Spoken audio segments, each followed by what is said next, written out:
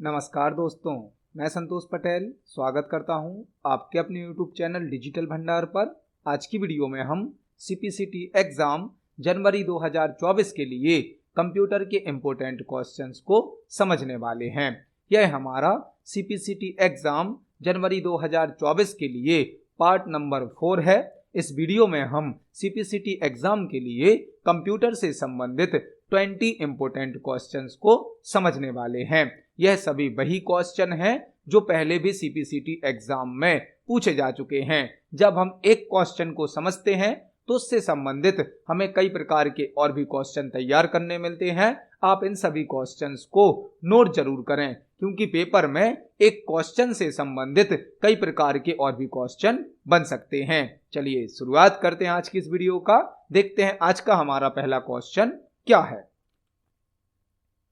पहला क्वेश्चन हमसे पूछा गया है, विंडोज 7 में प्रॉब्लम स्टेप्स रिकॉर्डर को लॉन्च करने के लिए स्टार्ट सर्च बॉक्स में किस कमांड को टाइप किया जाना चाहिए। विंडोज 7 में प्रॉब्लम स्टेप्स रिकॉर्डर को लॉन्च करने के लिए स्टार्ट सर्च बॉक्स में किस कमांड को टाइप किया जाना चाहिए। हमसे एक क्वेश्चन पूछा गया है कि यदि हमें विंडोज 7 में स्टेप्स रिकॉर्डर को ओपन करना है तो हम सर्च बॉक्स में किस कमांड को टाइप करेंगे। विंडोज 7 क्या है? विंडोज 7 एक ऑपरेटिंग सिस्टम है।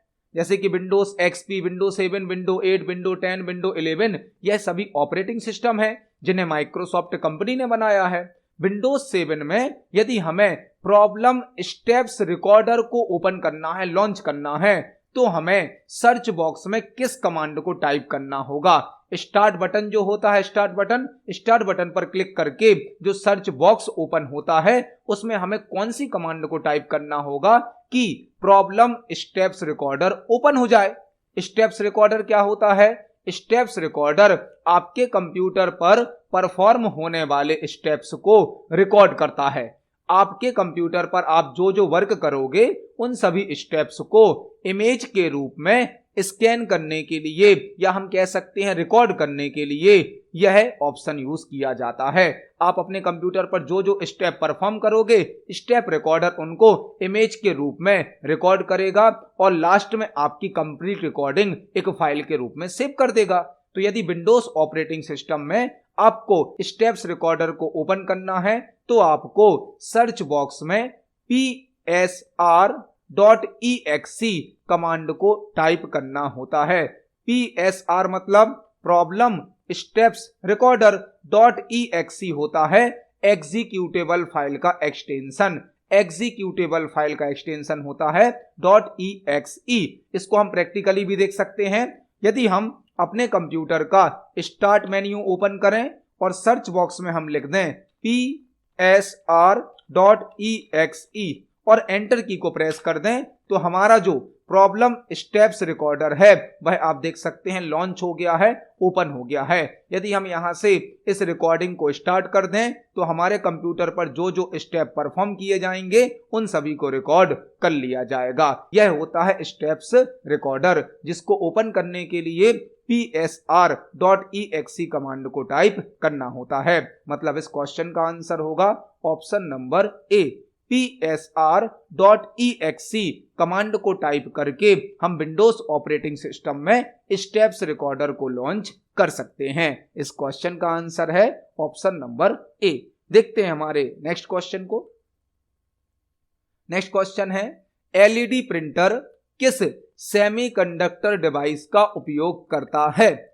एलईडी प्रिंटर किस सेमीकंडक्टर डिवाइस का उपयोग करता है। एक क्वेश्चन हमसे पूछा गया है कि जो एलईडी प्रिंटर होता है वह किस सेमीकंडक्टर डिवाइस का उपयोग करता है। प्रिंटर से संबंधित क्वेश्चन है। प्रिंटर क्या है? प्रिंटर एक आउटपुट डिवाइस है जो कि हमें हार्ड कॉपी आउटपुट प्रदान करती है। प्रिंटर एक आउटपुट डिवाइस है जो कि हमें हार्ड कॉपी आउटपुट प्रदान करती है। प्रिंटर के द्वारा आउटपुट को पेपर पर प्रिंट किया जाता है जिसे कहा जाता है हार्ड कॉपी आउटपुट। हमसे क्वेश्चन पूछा गया है एलईडी प्रिंटर में किस सेमीकंडक्टर डिवाइस का यूज किया जाता है। आप यहां पर देखें एलईडी प्रिंटर पूछा गया है और एलईडी का जो फुल फॉर्म होता है वह क्या होता है? Light emitting diode. Light emitting diode मतलब इस क्वेश्चन का आंसर क्या हो जाएगा? Option number B. LED printer में light emitting diode semiconductor device का यूज किया जाता है। तो इस क्वेश्चन का आंसर हो जाएगा option number B, light emitting diode. LED printer में light emitting diode semiconductor device का यूज किया जाता है। देखते हैं हमारे नेक्स्ट क्वेश्चन को। नेक्स्ट क्वेश्चन है, बारकोड का उपयोग किसी मशीन द्वारा पठनीय दृश्य पैटर्न में किसी सूचना को ब्लैंक करने हेतु किया जाता है। बारकोड का उपयोग किसी मशीन द्वारा पठनीय दृश्य पैटर्न में किसी सूचना को ब्लैंक करने हेतु किया जाता है। हमसे क्वेश्चन पूछा गया है, बारकोड का उपयोग किसी मशीन द्वारा पठनीय मतलब रीड करने के लिए दृश्य या पैटर्न में किसी सूचना को ब्लैंक करने हेतु किया जाता है। बारकोड क्या होता है? बारकोड आपने देखा होगा, आप जब कोई प्रोडक्ट खरीदते हैं, कोई वस्तु खरीदते हैं, तो उस पर कुछ इस प्रकार की वर्टिकल लाइन बनी होती हैं जिनके नीचे कुछ नंबर भी लिखे होते हैं। यह कहलाता है बारकोड। किसी प्रोडक्ट पर प्रिंट होने वाली वर्टिकल लाइंस जो उस प्रोडक्ट से संबंधित जानकारी को स्टोर करती हैं, यह कहलाती हैं बारकोड। इन बारकोड को स्कैन करने के लिए बारकोड रीडर का यूज किया जाता है। बारकोड रीडर से हम इन बारकोड को स्कैन भी कर सकते हैं, जिसे शॉर्ट में OBR कहा जाता है, ऑप्टिकल बारकोड रीडर, जो कि एक इनपुट डिवाइस है। तो हमसे यह पूछा गया है कि बारकोड का उपयोग किसी मशीन द्वारा पठनीय दृश्य पैटर्न में किसी सूचना को ब्लैंक करने हेतु किया जाता है। मतलब यह जो बारकोड होते हैं, इनका उपयोग क्यों किया जाता है? किसी प्रोडक्ट से संबंधित इंफॉर्मेशन को स्टोर करता है बारकोड, और बारकोड में जो इंफॉर्मेशन स्टोर होती है उसे इनकोडेड फॉर्म में स्टोर किया जाता है। इनकोडेड फॉर्म मतलब जो प्रोडक्ट से संबंधित जानकारी होती है उसे किसी सीक्रेट कोड के द्वारा इन बारकोड में बदल दिया जाता है, और यह बारकोड उस प्रोडक्ट की जानकारी को स्टोर कर लेते हैं। इन बारकोड को OBR मतलब ऑप्टिकल बारकोड रीडर के द्वारा स्कैन किया जाता है और उस प्रोडक्ट की जानकारी कंप्यूटर सिस्टम में इनपुट हो जाती है। मतलब बारकोड का उपयोग किसी प्रोडक्ट से संबंधित जानकारी को, इंफॉर्मेशन को एनकोड करके, एनकोड मतलब एक सीक्रेट कोड में बदलकर स्टोर करने के लिए किया जाता है। और जब OBR के द्वारा मतलब ऑप्टिकल बारकोड रीडर के द्वारा इस बारकोड को स्कैन किया जाता है तो वह कोड डिकोड हो जाता है और कंप्यूटर सिस्टम पर उसकी इंफॉर्मेशन शो होने लगती है। मतलब इस क्वेश्चन का आंसर होगा option number B, encode. Encode मतलब एक सीक्रेट कोड में उस प्रोडक्ट की इंफॉर्मेशन को बदलकर बारकोड के अंदर स्टोर कर दिया जाता है। जब हम बारकोड को OBR से मतलब ऑप्टिकल बारकोड रीडर से स्कैन करते हैं तो उस प्रोडक्ट की जानकारी डिकोड होकर कंप्यूटर सिस्टम की स्क्रीन पर शो होती है। इस क्वेश्चन का आंसर हो जाएगा ऑप्शन नंबर बी। देखते हैं हमारे नेक्स्ट क्वेश्चन को। नेक्स्ट क्वेश्चन है, बायोमेट्रिक सेंसर प्रणाली निम्न में से किस विशेषता मतलब फीचर को सपोर्ट नहीं करती है? बायोमेट्रिक सेंसर प्रणाली निम्न में से किस फीचर को सपोर्ट नहीं करती है? हमसे क्वेश्चन पूछा गया है कि जो बायोमेट्रिक सेंसर सिस्टम होते हैं वह किस फीचर को सपोर्ट नहीं करते हैं।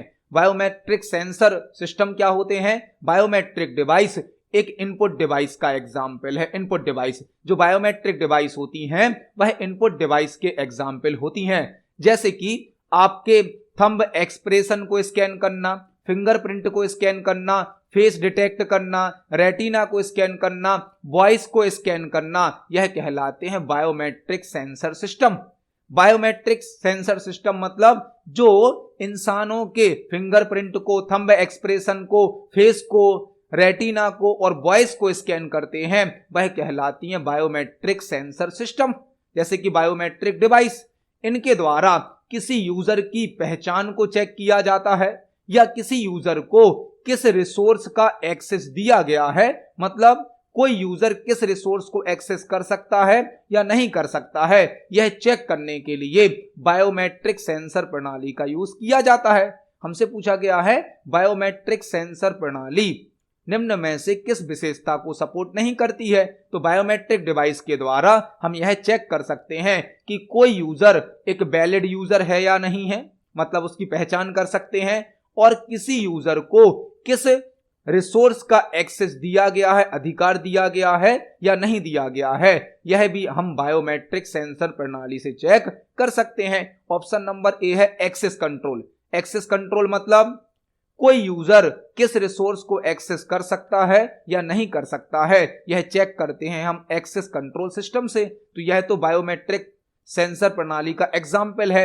ऑथेंटिकेशन भी, ऑथेंटिकेशन मतलब किसी यूजर के यूजर नेम पासवर्ड को या पहचान को चेक करना। आइडेंटिफिकेशन मतलब भी पहचान को चेक करना। मतलब यहां पर आंसर होगा option number B, spam email. Spam email जिसे जंक ईमेल भी कहा जाता है, जो कि यूजर के लिए नुकसानदायक होता है, हार्मफुल होता है। स्पैम ईमेल को चेक करने के लिए बायोमेट्रिक सेंसर प्रणाली का यूज नहीं किया जाता है। बायोमेट्रिक सेंसर प्रणाली तो किसी यूजर के थंब एक्सप्रेशन को, फिंगरप्रिंट को, फेस को, वॉइस को या रेटिना को स्कैन करती है, ईमेल को स्कैन नहीं करती है। तो इस क्वेश्चन का आंसर हो जाएगा option number B, spam email या स्पैम मेल, जिसे जंक ईमेल भी कहा जाता है, जो कि यूजर के लिए हार्मफुल होता है, नुकसानदायक होता है। इस क्वेश्चन का आंसर है ऑप्शन नंबर बी। देखते हैं हमारे नेक्स्ट क्वेश्चन को। नेक्स्ट क्वेश्चन है, निम्नलिखित में से कौन सा एक उपयोगिता मतलब यूटिलिटी सॉफ्टवेयर नहीं है। निम्नलिखित में से कौन सा एक यूटिलिटी सॉफ्टवेयर नहीं है। यहां पर हमसे सॉफ्टवेयर से संबंधित क्वेश्चन पूछा गया है। निम्नलिखित में से कौन सा एक यूटिलिटी सॉफ्टवेयर नहीं है। यूटिलिटी सॉफ्टवेयर कौन से सॉफ्टवेयर होते हैं? यूटिलिटी सॉफ्टवेयर वह सॉफ्टवेयर होते हैं जो कि कंप्यूटर सिस्टम का मेंटेनेंस करते हैं, जो कि कंप्यूटर सिस्टम की परफॉर्मेंस को बढ़ा देते हैं, उन्हें कहा जाता है यूटिलिटी सॉफ्टवेयर। वह सॉफ्टवेयर जो कंप्यूटर सिस्टम का मेंटेनेंस करते हैं, कंप्यूटर सिस्टम की परफॉर्मेंस को बढ़ा देते हैं, उन्हें कहा जाता है यूटिलिटी सॉफ्टवेयर। हमें 4 सॉफ्टवेयर के नाम दिए गए हैं और हमसे पूछा गया है इनमें से कौन एक यूटिलिटी सॉफ्टवेयर नहीं है। ऑप्शन नंबर ए है डिस्क डिफ्रैगमेंटर।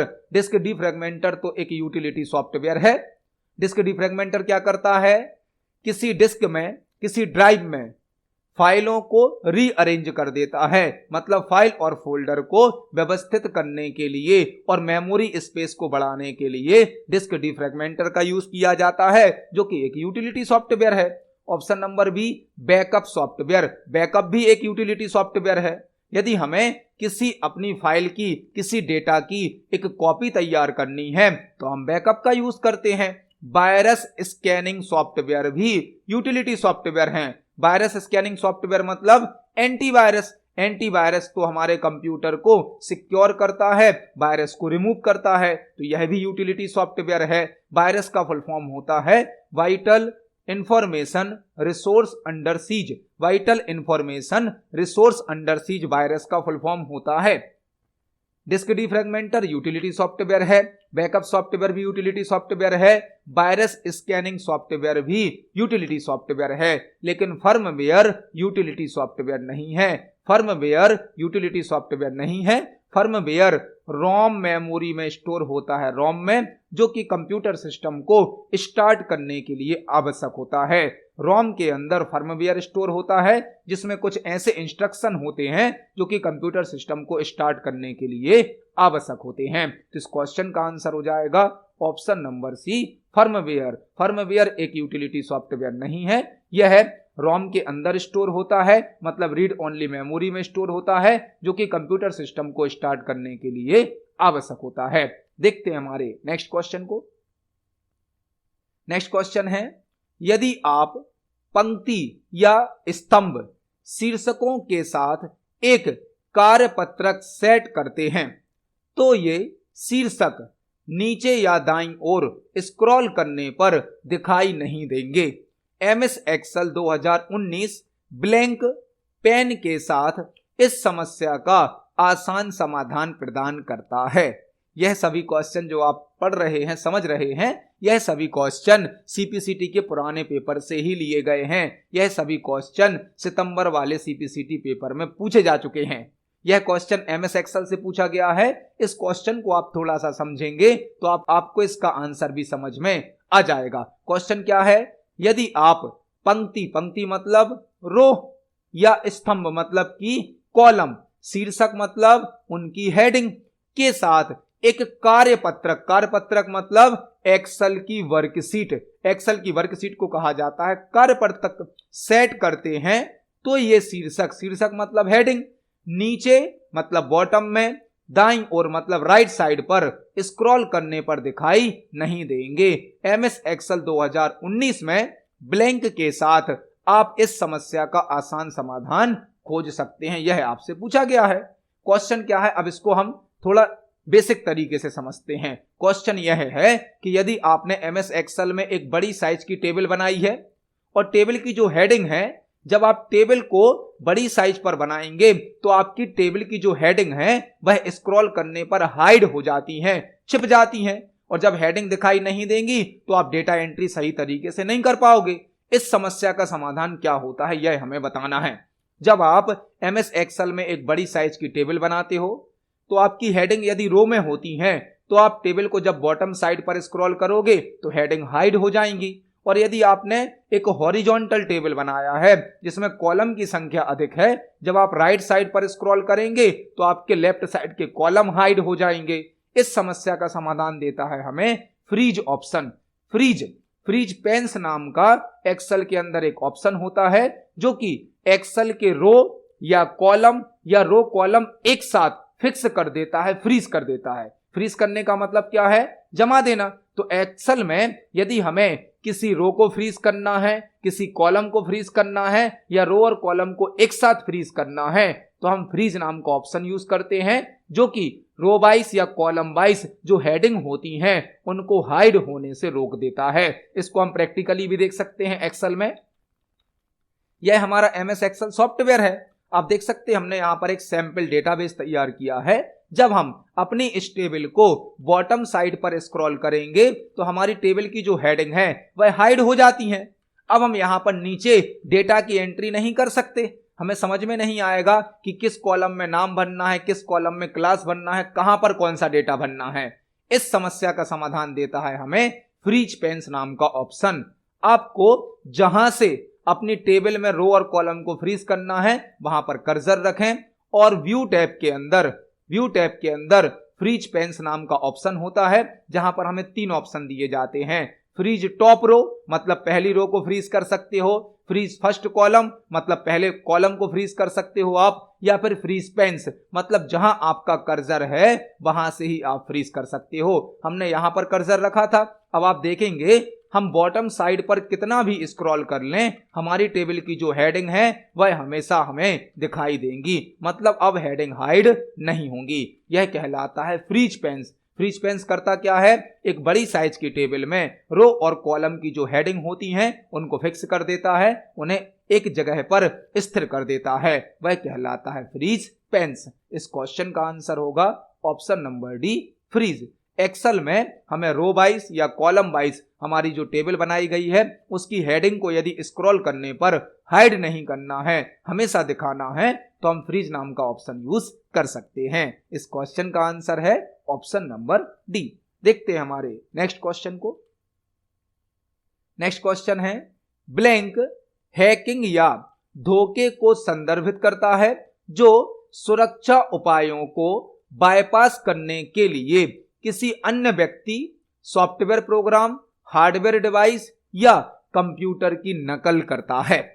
ब्लैंक हैकिंग या धोखे को संदर्भित करता है जो सुरक्षा उपायों को बायपास करने के लिए किसी अन्य व्यक्ति, सॉफ्टवेयर प्रोग्राम, हार्डवेयर डिवाइस या कंप्यूटर की नकल करता है। यह क्वेश्चन साइबर क्राइम से, साइबर सिक्योरिटी से, इंफॉर्मेशन सिक्योरिटी से पूछा गया है। हमसे पूछा गया है ब्लैंक हैकिंग या धोखे को रिफर करता है, संदर्भित करता मतलब रिफर करता है, जो सुरक्षा उपायों को बायपास करने के लिए किसी अन्य व्यक्ति, सॉफ्टवेयर प्रोग्राम, हार्डवेयर डिवाइस या कंप्यूटर की नकल करता है। यह क्वेश्चन साइबर सिक्योरिटी से पूछा गया है कि ऐसा कौन सा ऑप्शन यहां पर दिया गया है जिसमें किसी अदर यूजर की पहचान का उपयोग करके कोई साइबर क्राइम किया जाता है। मतलब किसी अदर यूजर की इंफॉर्मेशन का उपयोग कर कर कोई साइबर क्राइम किया जाता है। साइबर क्राइम मतलब इंटरनेट और टेक्नोलॉजी के द्वारा होने वाला क्राइम, वह कहलाता है स्पूफ। स्पूफ जिसे स्पूफिंग भी कहा जाता है। इस साइबर क्राइम में जो हैकर या अटैकर होता है वह किसी अदर यूजर की पहचान का उपयोग करता है और किसी व्यक्ति के ऊपर, किसी पर्सन के ऊपर साइबर अटैक करता है, जिसे कहा जाता है स्पूफ। मतलब इस क्वेश्चन का आंसर क्या होगा? Option number C, spoof. Virus भी एक हमारा कह सकते हैं सॉफ्टवेयर होता है जो कि कोडिंग करके, प्रोग्रामिंग करके बनाया जाता है। यह सॉफ्टवेयर यूजर के लिए, यूजर के कंप्यूटर के लिए नुकसानदायक होता है। वायरस का फुल फॉर्म होता है vital information resource under seize. Virus भी एक कंप्यूटर प्रोग्राम है जो कि कोडिंग करके, प्रोग्रामिंग करके अदर सॉफ्टवेयर के जैसे ही बनाया जाता है, लेकिन यह सॉफ्टवेयर हार्मफुल होता है, नुकसानदायक होता है और वायरस से बचाव के लिए एंटीवायरस का यूज किया जाता है। फायरवॉल तो एक सिक्योरिटी सिस्टम है। एक्सेस का मतलब होता है किसी चीज को उपयोग करना। मतलब यहां पर आंसर हो जाएगा हमारा option number C, spoof. Spoof एक साइबर क्राइम है, साइबर अटैक है, जिसमें हैकर या अटैकर किसी अदर यूजर की इंफॉर्मेशन को कॉपी करता है और उसके द्वारा किसी पर्सन पर साइबर अटैक करता है। इस क्वेश्चन का आंसर है ऑप्शन नंबर सी। देखते हैं हमारे नेक्स्ट क्वेश्चन को। नेक्स्ट क्वेश्चन है, प्रिंटर के रेजोल्यूशन को किस में मापा जाता है? प्रिंटर के रेजोल्यूशन को किस में मापा जाता है? बहुत ही बेसिक सा और सिंपल सा क्वेश्चन है। प्रिंटर के रेजोल्यूशन को किस में मापा जाता है? मतलब प्रिंटर का जो रेजोल्यूशन होता है, प्रिंटर की जो क्वालिटी होती है, यह क्वेश्चन आपसे इस प्रकार भी पूछा जा सकता है, प्रिंटर की क्वालिटी को किस में मापा जाता है? प्रिंटर जो कि एक आउटपुट डिवाइस है जो कि हमें हार्ड कॉपी आउटपुट प्रदान करता है। प्रिंटर जो कि एक आउटपुट डिवाइस है जो हमें हार्ड कॉपी आउटपुट प्रदान करता है और प्रिंटर के द्वारा जो आउटपुट दिया जाता है उसकी क्वालिटी को रेजोल्यूशन भी कहा जाता है। प्रिंटर की क्वालिटी को या प्रिंटर के रेजोल्यूशन को डीपीआई में मापा जाता है। डीपीआई में, डीपीआई का फुल फॉर्म क्या होता है? Dots per inch. Dots per inch. DPI में प्रिंटर के रेजोल्यूशन को या प्रिंटर की क्वालिटी को मेजर किया जाता है। डीपीआई का फुल फॉर्म होता है डॉट्स पर इंच। मतलब इस क्वेश्चन का आंसर होगा ऑप्शन नंबर ए। यहां पर आपको 3 क्वेश्चन और तैयार करने हैं। एक क्वेश्चन आपसे पूछा जा सकता है, जीपीयू का फुल फॉर्म क्या होता है? जीपीयू का फुल फॉर्म, जीपीयू का फुल फॉर्म होता है graphics processing unit. Graphics processing unit. CPU का फुल फॉर्म क्या होता है? Central processing unit. Central processing unit. MPI का फुल फॉर्म क्या होता है? Message passing interface. Message passing interface. Message passing interface. तो इस क्वेश्चन का आंसर हो जाएगा option number A, DPI. Printer के रेजोल्यूशन को डीपीआई में मापा जाता है, मतलब मेजर किया जाता है। देखते हैं हमारे नेक्स्ट क्वेश्चन को। नेक्स्ट क्वेश्चन है, लेजर प्रिंटर द्वारा उपयोग की जाने वाली पाउडरमय काली स्याही को ब्लैंक कार्ट्रिज कहा जाता है। लेजर प्रिंटर द्वारा उपयोग की जाने वाली पाउडरमय काली स्याही को ब्लैंक कार्ट्रिज कहा जाता है। यह क्वेश्चन भी प्रिंटर से संबंधित है। हमने आज की वीडियो में ही समझा कि प्रिंटर एक आउटपुट डिवाइस है जो कि हमें हार्ड कॉपी आउटपुट प्रदान करती है। हमसे क्वेश्चन पूछा गया है, जो लेजर प्रिंटर होता है उसमें पाउडर यूज किया जाता है, सूखा पाउडर ब्लैक कलर का, जो कि किसके अंदर भरा जाता है या उसे क्या कहा जाता है? लेजर प्रिंटर के अंदर एक कार्ट्रिज होती है। कार्ट्रिज, कार्ट्रिज के अंदर ड्राई पाउडर, सूखा पाउडर भरा जाता है जिसे कहा जाता है टोनर। लेजर प्रिंटर के अंदर जो पाउडर यूज होता है, ड्राई पाउडर होता है, सूखा पाउडर, जिसे कहा जाता है टोनर, और टोनर को फिल किया जाता है कार्ट्रिज के अंदर। कार्ट्रिज वह स्थान होती है जिसमें टोनर को फिल किया जाता है, भरा जाता है। लेजर प्रिंटर एक नॉन इंपैक्ट प्रिंटर होता है। नॉन इंपैक्ट प्रिंटर मतलब प्रिंटिंग करते समय साउंड नहीं करता है, साउंड कम करता है। यह फास्ट स्पीड में वर्क करता है। सबसे फास्ट प्रिंटर होता है लेजर प्रिंटर, जो कि हाई क्वालिटी आउटपुट देता है। लेजर प्रिंटर की स्पीड को पीपीएम में मेजर किया जाता है, पीपीएम में, पेजेस पर मिनट में। और लेजर प्रिंटर के अंदर ड्राई पाउडर यूज होता है, सूखा पाउडर, जिसे कहा जाता है टोनर। टोनर मतलब इस क्वेश्चन का आंसर क्या होगा? Option number B, laser printer द्वारा उपयोग की जाने वाली पाउडरमय काली स्याही को टोनर कार्ट्रिज कहा जाता है। टोनर पाउडर होता है जो कि कार्ट्रिज के अंदर फिल किया जाता है। तो इस क्वेश्चन का आंसर हो जाएगा ऑप्शन नंबर बी। देखते हैं हमारे नेक्स्ट क्वेश्चन को। नेक्स्ट क्वेश्चन है, निम्नलिखित में से कौन सा कैरेक्टर प्रिंटर है? निम्नलिखित में से कौन सा कैरेक्टर प्रिंटर है? निम्नलिखित में से कौन सा कैरेक्टर प्रिंटर है? यह क्वेश्चन भी प्रिंटर से संबंधित है। प्रिंटर जो कि एक आउटपुट डिवाइस है जो कि हमें हार्ड कॉपी आउटपुट प्रदान करता है। प्रिंटर की कई कैटेगरी होती हैं, जैसे कि character printer, line printer, page printer, कई प्रकार के प्रिंटर होते हैं। हमसे पूछा गया है निम्नलिखित में से कौन सा कैरेक्टर प्रिंटर है? कैरेक्टर प्रिंटर मतलब जो एक एक कैरेक्टर को प्रिंट करता है, एक एक अक्षर को प्रिंट करता है, वह कहलाता है dot matrix printer. Dot matrix printer, dot matrix printer एक कैरेक्टर प्रिंटर है और यह एक इंपैक्ट प्रिंटर भी होता है। इंपैक्ट प्रिंटर मतलब प्रिंटिंग करते समय साउंड अधिक करता है, साउंड अधिक करता है। इसकी प्रिंटिंग स्पीड स्लो होती है, यह लो क्वालिटी का आउटपुट देता है। डॉट मैट्रिक्स प्रिंटर एक कैरेक्टर प्रिंटर की कैटेगरी वाला प्रिंटर है जो कि एक इंपैक्ट प्रिंटर है। प्रिंटिंग करते समय साउंड अधिक करता है, इसकी स्पीड स्लो होती है और यह लो क्वालिटी का आउटपुट प्रदान करता है। मतलब इस क्वेश्चन का आंसर हो जाएगा option number A, dot matrix printer एक कैरेक्टर प्रिंटर है। देखते हैं हमारे नेक्स्ट क्वेश्चन को। नेक्स्ट क्वेश्चन है, निम्न में से कौन सा डोमेन नाम व्यावसायिक व्यवसायों द्वारा उपयोग किया जाता है? निम्नलिखित में से कौन सा डोमेन नाम व्यावसायिक व्यवसायों द्वारा उपयोग किया जाता है? यह क्वेश्चन इंटरनेट से संबंधित है। निम्न में से कौन सा डोमेन नेम कॉमर्शियल बिजनेस द्वारा उपयोग किया जाता है? यह क्वेश्चन इंटरनेट से संबंधित है और डोमेन नेम से संबंधित है। डोमेन नेम क्या होता है? जब आप किसी वेबसाइट को ओपन करते हो, कोई भी वेबसाइट जब आप ओपन करते हो तो आपको वेबसाइट का URL टाइप करना होता है। URL मतलब uniform resource locator, uniform resource locator, जो कि किसी वेबसाइट का एड्रेस होता है, वेबसाइट का पता होता है। जब भी आप कोई वेबसाइट खोलते हो तो आपने देखा होगा सबसे पहले उसके एड्रेस में HTTP होता है। HTTP मतलब हाइपर टेक्स्ट ट्रांसफर प्रोटोकॉल। इसके बाद क्या होता है? www मतलब वर्ल्ड वाइड वेब। फिर यहाँ पर वेबसाइट का नाम होता है जैसे कि यूट्यूब। उसके बाद .com लगा होता है, .net लगा होता है, .in लगा होता है। यह कहलाते हैं डोमेन नेम। डोमेन नेम जैसे कि .com, .org, .net, .edu यह कहलाते हैं डोमेन नेम। मतलब किसी URL का, किसी वेबसाइट के एड्रेस का जो लास्ट पार्ट होता है वह कहलाता है डोमेन नेम। हमसे पूछा गया है व्यावसायिक व्यवसायों द्वारा कौन सा डोमेन नेम यूज किया जाता है? व्यावसायिक मतलब कॉमर्शियल वेबसाइट। कॉमर्शियल वेबसाइट का जो डोमेन नेम होता है वह होता है .com।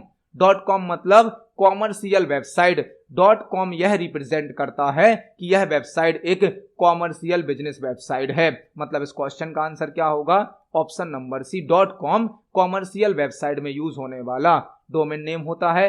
.net यूज होता है नेटवर्क के लिए, .org यूज होता है ऑर्गेनाइजेशन के लिए, .edu यूज होता है एजुकेशनल वेबसाइट के लिए। तो इस क्वेश्चन का आंसर हो जाएगा ऑप्शन नंबर सी, .com। देखते हैं हमारे नेक्स्ट क्वेश्चन को। नेक्स्ट क्वेश्चन है, निम्नलिखित में से कौन सा सबसे पुराना ज्ञात उपकरण है जिसने हवा से ध्वनि रिकॉर्ड की? निम्नलिखित में से कौन सा सबसे पुराना ज्ञात उपकरण है जिसने हवा से ध्वनि रिकॉर्ड की? यह क्वेश्चन कंप्यूटर जीके से संबंधित है, जीके से संबंधित है। निम्नलिखित में से कौन सा सबसे पुराना ज्ञात उपकरण है जिसने हवा से ध्वनि रिकॉर्ड की? मतलब जिसने हवा से किसी आवाज को रिकॉर्ड किया, ध्वनि को रिकॉर्ड किया। आप यदि इस क्वेश्चन को ध्यान से देखें तो आपको इसका आंसर भी समझ में आएगा। हमसे पूछा गया है निम्नलिखित में से कौन सा सबसे पुराना ज्ञात उपकरण है जिसने हवा से ध्वनि रिकॉर्ड की? Magnetic tape recorder. Magnetic tape क्या है? मैग्नेटिक टेप तो हमारे कंप्यूटर की एक सेकेंडरी मेमोरी होती है जो कि एक सीक्वेंशियल एक्सेस मेमोरी भी है। Radio. Voice recorder. Voice recorder तो करंट टाइम पर यूज होता है आवाज को रिकॉर्ड करने के लिए। मतलब आंसर क्या होगा? आंसर होगा option number D, phone autograph. Phone autograph, जो फोन ऑटोग्राफ है यह एक सबसे पुराना उपकरण है, डिवाइस है, जिसका उपयोग हवा से ध्वनि को रिकॉर्ड करने के लिए किया गया था। Phone autograph. फोन ऑटोग्राफ क्या है? यह एक ऐसी डिवाइस है जिसने हवा से ध्वनि को रिकॉर्ड किया था। मतलब इस क्वेश्चन का आंसर क्या हो जाएगा? Option number D. निम्नलिखित में से कौन सा सबसे पुराना ज्ञात उपकरण है जिसने हवा से ध्वनि को रिकॉर्ड किया? वह है फोन ऑटोग्राफ। मतलब इस क्वेश्चन का आंसर क्या हो जाएगा? Option number D. इस क्वेश्चन का आंसर है ऑप्शन नंबर डी। देखते हैं हमारे नेक्स्ट क्वेश्चन को। नेक्स्ट क्वेश्चन है निम्नलिखित में से कौन सा एक नेटवर्क टोपोलॉजी प्रकार नहीं है? निम्नलिखित में से कौन सा एक नेटवर्क टोपोलॉजी प्रकार नहीं है? यह क्वेश्चन कंप्यूटर नेटवर्क से पूछा गया है। कंप्यूटर नेटवर्क का क्वेश्चन है निम्नलिखित में से कौन सा एक नेटवर्क टोपोलॉजी का प्रकार नहीं है? टोपोलॉजी क्या होती है? टोपोलॉजी, जब कोई कंप्यूटर नेटवर्क बनाया जाता है तो उस कंप्यूटर नेटवर्क के फिजिकल लेआउट को कहा जाता है टोपोलॉजी। कंप्यूटर नेटवर्क के डिजाइन को या उसके आर्किटेक्चर को कहा जाता है टोपोलॉजी। मतलब कोई नेटवर्क जब बनता है तो उस नेटवर्क का डिजाइन कैसा होगा, उस नेटवर्क का लेआउट कैसा होगा, यह डिसाइड करती है टोपोलॉजी। एक कंप्यूटर नेटवर्क को बनाने में कई प्रकार के कंपोनेंट यूज किए जाते हैं। एक कंप्यूटर नेटवर्क कई प्रकार के कंपोनेंट से मिलकर बना होता है। उन सभी कंपोनेंट को प्रॉपर अरेंज करने के लिए टोपोलॉजी का यूज किया जाता है। टोपोलॉजी किसी कंप्यूटर नेटवर्क का फिजिकल लेआउट होती है। कई प्रकार की टोपोलॉजी होती हैं, जैसे कि star topology, mesh topology, ring topology, बस topology, tree topology, hybrid topology, यह होती है टोपोलॉजी। बस topology, star topology, ring topology, mesh topology, tree topology और हाइब्रिड टोपोलॉजी। लेकिन प्लेन नाम की कोई टोपोलॉजी नहीं होती है। मतलब इस क्वेश्चन का आंसर क्या हो जाएगा? Option number D, network topology का प्रकार प्लेन नहीं है। 6 प्रकार की टोपोलॉजी होती हैं: बस topology, star topology, tree topology, ring topology, mesh topology और हाइब्रिड टोपोलॉजी। तो इस क्वेश्चन का आंसर हो जाएगा ऑप्शन नंबर डी, प्लेन। देखते हैं हमारे नेक्स्ट क्वेश्चन को। नेक्स्ट क्वेश्चन है पीएनजी का पूर्ण रूप क्या है? पीएनजी का पूर्ण रूप क्या है? हमसे पीएनजी का फुल फॉर्म पूछा गया है। पीएनजी क्या है? पीएनजी एक फाइल फॉर्मेट होता है। पीएनजी एक फाइल फॉर्मेट होता है जिसे हम एक्सटेंशन भी कह सकते हैं। फाइल फॉर्मेट को क्या भी कहा जाता है? एक्सटेंशन भी। डॉट पीएनजी एक ग्राफिक्स फाइल फॉर्मेट होता है। ग्राफिक्स का मतलब इमेज का फाइल फॉर्मेट होता है। डॉट पीएनजी एक फाइल फॉर्मेट है, एक एक्सटेंशन है जो कि ग्राफिक्स या इमेजेस के साथ यूज किया जाता है, जिसका फुल फॉर्म होता है portable network graphics. Portable network graphics, portable network graphics. Dot PNG का फुल फॉर्म होता है पोर्टेबल नेटवर्क ग्राफिक्स। इस क्वेश्चन का आंसर है ऑप्शन नंबर ए। देखते हैं हमारे नेक्स्ट क्वेश्चन को। नेक्स्ट क्वेश्चन है WPA का पूर्ण रूप क्या है? WPA का पूर्ण रूप क्या है? WPA का हमसे फुल फॉर्म पूछा गया है। WPA का फुल फॉर्म क्या होता है? WPA का फुल फॉर्म होता है wifi protected access. Wifi protected access, WPA का फुल फॉर्म होता है वाईफाई प्रोटेक्टेड एक्सेस। और वाईफाई का फुल फॉर्म क्या होता है? Wireless fidelity. Wireless fidelity, WPA का फुल फॉर्म है वाईफाई प्रोटेक्टेड एक्सेस और वाईफाई का फुल फॉर्म होता है वायरलेस फिडेलिटी। तो इस क्वेश्चन का आंसर हो जाएगा ऑप्शन नंबर ए। WPA का फुल फॉर्म होता है वाईफाई प्रोटेक्टेड एक्सेस और वाईफाई का फुल फॉर्म होता है वायरलेस फिडेलिटी। देखते हैं हमारे नेक्स्ट क्वेश्चन को। नेक्स्ट क्वेश्चन है, प्रिंटर की ऑपरेटिंग गति की गणना आमतौर पर ब्लैंक के रूप में की जाती है। यह क्वेश्चन भी प्रिंटर से संबंधित है।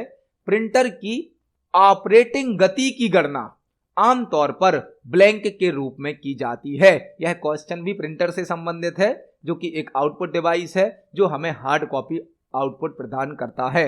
आज की वीडियो में ही हमने प्रीवियस कुछ क्वेश्चन भी प्रिंटर से संबंधित समझे थे।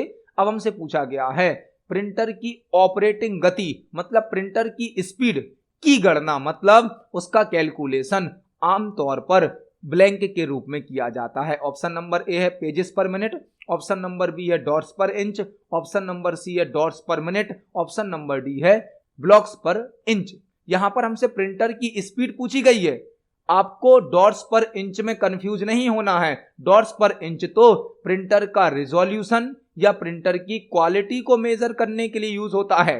प्रिंटर का रिजोल्यूशन या प्रिंटर की क्वालिटी को डीपीआई में नापते हैं डॉट्स पर इंच में, लेकिन यहां प्रिंटर की स्पीड पूछी गई है। प्रिंटर की स्पीड हो सकती है सीपीएस मतलब कैरेक्टर्स पर सेकंड, कैरेक्टर्स पर सेकंड्स। एक होती है एलपीएम, एलपीएम मतलब लाइंस पर मिनट, लाइंस पर मिनट, और एक होती है पीपीएम, पीपीएम मतलब pages per minute, pages per minute. मतलब इस क्वेश्चन का आंसर क्या होगा? Option number A, pages per minute printer की स्पीड का कैलकुलेशन करने के लिए यूज किया जाता है। पेज पर मिनट, एक मिनट में हमारा प्रिंटर कितने पेज प्रिंट कर रहा है, वह प्रिंटर की स्पीड कहलाती है, जिसे हम कहते हैं पीपीएम। पीपीएम मतलब पेजेस पर मिनट। प्रिंटर की एक स्पीड होती है सीपीएस, सीपीएस मतलब कैरेक्टर्स पर सेकंड। एक होती है एलपीएम, एलपीएम मतलब लाइंस पर मिनट। एक होती है पीपीएम, पीपीएम मतलब पेजेस पर मिनट। तो यहां पर हमें दिया गया था पेजेस पर मिनट, यह प्रिंटर की स्पीड है। इस क्वेश्चन का आंसर हो जाएगा option number A, pages per minute printer की ऑपरेटिंग गति की गणना आमतौर पर पीपीएम में की जा सकती है। इस क्वेश्चन का आंसर है ऑप्शन नंबर ए। देखते हैं हमारे नेक्स्ट क्वेश्चन को। नेक्स्ट क्वेश्चन है, ब्लैंक हार्डवेयर या सॉफ्टवेयर द्वारा उत्सर्जित एक संकेत है जब किसी प्रोसेस या इवेंट पर तत्काल ध्यान देने की आवश्यकता होती है। ब्लैंक हार्डवेयर या सॉफ्टवेयर द्वारा उत्सर्जित एक संकेत है जब किसी प्रोसेस या इवेंट पर तत्काल देने की आवश्यकता होती है। ब्लैंक हार्डवेयर या सॉफ्टवेयर द्वारा उत्सर्जित मतलब जनरेट होने वाला एक मैसेज है जब किसी प्रोसेस या इवेंट पर तत्काल ध्यान देने की आवश्यकता होती है। एक क्वेश्चन हमसे पूछा गया है कि चारों ऑप्शन में से ऐसा कौन सा ऑप्शन है जो हार्डवेयर या सॉफ्टवेयर द्वारा जनरेट किया जाता है और जिस पर हमें तुरंत मतलब फास्ट स्पीड में ध्यान देना होता है, उस पर फोकस करना होता है, उसका सॉल्यूशन देखना होता है। वह कहलाता है इंटरप्ट। इंटरप्ट कंप्यूटर सिस्टम में कोई रुकावट जो होती है, कोई रुकावट, कोई प्रोसेस चल रही थी उसमें कोई प्रॉब्लम आ गई, कोई हार्डवेयर डिवाइस में कोई प्रॉब्लम आ गई, तो उसे कहा जाता है इंटरप्ट। किसी रुकावट को इंटरप्ट कहा जाता है और जब इंटरप्ट आता है तो हमें उसे चेक करना होता है किस कारण से आया और उसका सॉल्यूशन भी करना होता है। यदि हमारा कोई टास्क परफॉर्म हो रहा है, कोई प्रोसेस चल रही है और यदि उसमें इंटरप्ट आ जाता है तो वह प्रोसेस वहीं पर रुक जाती है, फिर हमें उस इंटरप्ट को समझकर उसका सॉल्यूशन भी करना होता है। मतलब इस क्वेश्चन का आंसर हो जाएगा option number B, interrupt. Interrupt hardware या सॉफ्टवेयर द्वारा उत्सर्जित मतलब जनरेट होने वाला एक संकेत है जब किसी प्रोसेस या इवेंट पर तत्काल ध्यान देने की आवश्यकता होती है। इस क्वेश्चन का आंसर है ऑप्शन नंबर बी। देखते हैं हमारे नेक्स्ट क्वेश्चन को।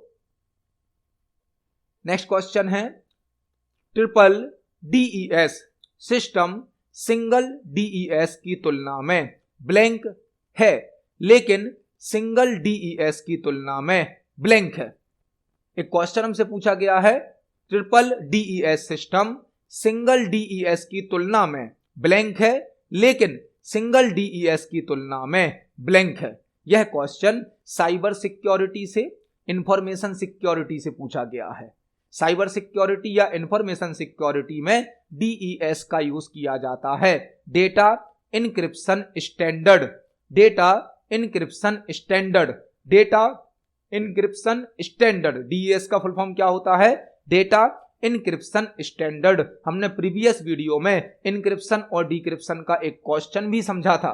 जब नेटवर्क में कोई कम्युनिकेशन होता है तो उस नेटवर्क को सिक्योर करने के लिए इनक्रिप्शन और डिक्रिप्शन का यूज किया जाता है। इनक्रिप्शन के द्वारा हम प्लेन टेक्स्ट को साइपर टेक्स्ट में बदल देते हैं, जबकि डिक्रिप्शन के द्वारा हम साइपर टेक्स्ट को वापस प्लेन टेक्स्ट में बदल देते हैं। तो इनक्रिप्शन डिक्रिप्शन करने के लिए डीईएस एल्गोरिथम का यूज किया जाता है। डीईएस का फुल फॉर्म होता है डेटा इनक्रिप्शन स्टैंडर्ड। हमसे क्वेश्चन पूछा गया है, triple DES system single DES की तुलना में ब्लैंक है, लेकिन सिंगल डीईएस की तुलना में ब्लैंक होगा।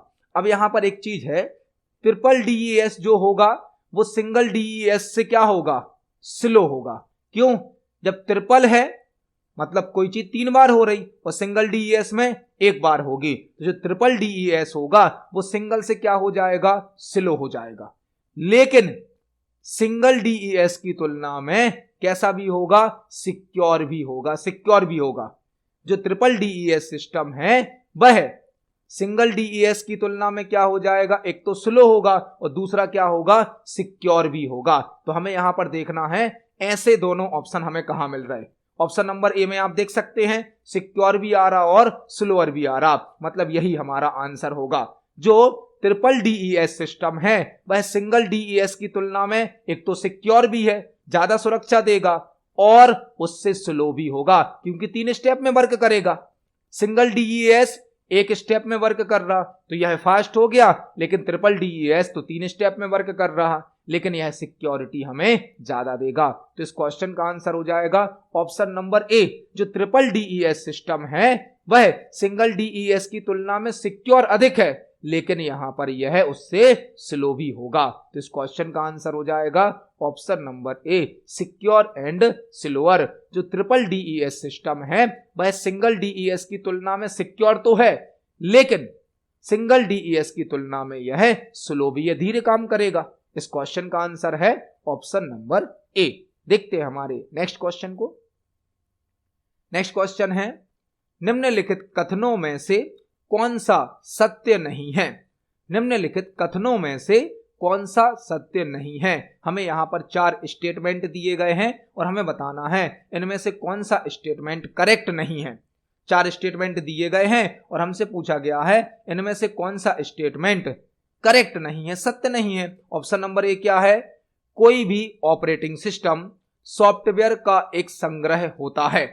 कोई भी ऑपरेटिंग सिस्टम सॉफ्टवेयर का एक संग्रह होता है। यह स्टेटमेंट तो सही है क्योंकि ऑपरेटिंग सिस्टम मल्टीपल प्रोग्राम का एक ग्रुप होता है और ऑपरेटिंग सिस्टम एक सिस्टम सॉफ्टवेयर भी है, तो यह तो सही है। ऑप्शन नंबर बी क्या है? ऑपरेटिंग सिस्टम किसी कंप्यूटर सिस्टम में सिस्टम सॉफ्टवेयर का एक आवश्यक घटक होता है। यह स्टेटमेंट भी सही है। ऑपरेटिंग सिस्टम एक सिस्टम सॉफ्टवेयर है और यह कंप्यूटर का एक इंपोर्टेंट कंपोनेंट भी होता है। बिना ऑपरेटिंग सिस्टम के कंप्यूटर बूट नहीं हो सकता। ऑप्शन नंबर सी क्या है? एप्लीकेशन प्रोग्राम को कार्य करने के लिए आमतौर पर एक ऑपरेटिंग सिस्टम की आवश्यकता होती है। यह स्टेटमेंट भी सही है। जब तक हमारे कंप्यूटर में एक सिस्टम सॉफ्टवेयर मतलब ऑपरेटिंग सिस्टम नहीं होगा तब तक हम एप्लीकेशन सॉफ्टवेयर का यूज नहीं कर पाएंगे। मतलब हमारा आंसर हो जाएगा ऑप्शन नंबर डी, यह गलत होगा। ऑपरेटिंग सिस्टम किसी कंप्यूटर का एक वैकल्पिक घटक होता है। वैकल्पिक मतलब ऑप्शनल, ऐसा नहीं है। कंप्यूटर सिस्टम में ऑपरेटिंग सिस्टम का होना आवश्यक है, मतलब यह नेसेसरी कंपोनेंट है, वैकल्पिक नहीं है। ऑपरेटिंग सिस्टम के बिना हमारा कंप्यूटर बूट नहीं हो सकता, मतलब ऑन नहीं हो सकता। तो जो ऑप्शन नंबर डी है यह स्टेटमेंट गलत है। हमारा आंसर हो जाएगा option number D. Operating system किसी कंप्यूटर का एक वैकल्पिक घटक नहीं होता है, यह तो आवश्यक घटक होता है क्योंकि बिना ऑपरेटिंग सिस्टम के कंप्यूटर बूट नहीं हो सकता। इस क्वेश्चन का आंसर है ऑप्शन नंबर डी। देखते हैं हमारे नेक्स्ट क्वेश्चन को। नेक्स्ट क्वेश्चन है, स्टैटिक बाईपास प्रणाली क्या करती है? स्टैटिक बाईपास प्रणाली क्या करती है? स्टैटिक बाईपास प्रणाली क्या करती है? एक क्वेश्चन हमसे पूछा गया है कि जो स्टैटिक बाईपास सिस्टम होता है उसका काम क्या होता है? स्टैटिक बाईपास सिस्टम का काम क्या होता है? ऑप्शन नंबर ए क्या है? ऑप्शन नंबर ए है इन्वर्टर सिस्टम विफल होने पर लोड को एसी पावर में स्थानांतरित करती है। जो स्टैटिक बाईपास प्रणाली है यह क्या करती है हमें बताना है। ऑप्शन नंबर ए में क्या दिया गया है? इन्वर्टर सिस्टम विफल होने पर लोड को एसी पावर में स्थानांतरित करती है। एसी का फुल फॉर्म क्या होता है? Alternating current. एसी का फुल फॉर्म होता है alternating current. Option number B क्या है? इन्वर्टर सिस्टम विफल होने पर लोड को डीसी पावर में स्थानांतरित करती है। डीसी का फुल फॉर्म क्या होता है? Direct current. Direct current. AC का फुल फॉर्म होता है अल्टरनेट या अल्टरनेटिंग करंट और डीसी का फुल फॉर्म क्या होता है? Direct current. Option number C क्या है?